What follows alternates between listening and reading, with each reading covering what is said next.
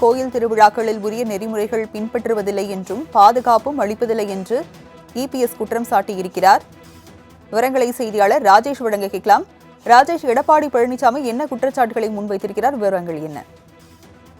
வணக்கம். சேலம் மாவட்டம் கடையாம்பட்டி அருகே கஞ்சநாயக்கன்பட்டி கிராமத்தில் கோவில் திருவிழாவின் போது ஏற்பட்ட பட்டாசு வெடி விபத்தில் 4 பேர் பரிதாபகரமாக உயிரிழந்ததாக வரும் செய்தி மிகுந்த அதிர்ச்சி அளிக்கிறது, வேதனை அளிக்கிறது என அதிமுகவின் பொதுச் செயலாளரும் தமிழக எதிர்க்கட்சி தலைவருமான எடப்பாடி கே பழனிசாமி தனது எக்ஸ்தலத்தின் வாயிலாக தெரிவித்திருக்கிறார். அதே நேரத்தில் திமுக அரசிற்கு தனது கடும் கண்டனத்தையும் தெரிவித்திருக்கிறார். அதில் திமுக ஆட்சியில் கோயில் திருவிழாக்களில் உரிய நெறிமுறைகள் பின்பற்றப்படுவதில்லை என்பதாலும் முறையான பாதுகாப்பு கொடுப்பதில்லை என்பதாலும் இதுபோன்ற விபத்துகள் தொடர்கதையாகிவிட்டது.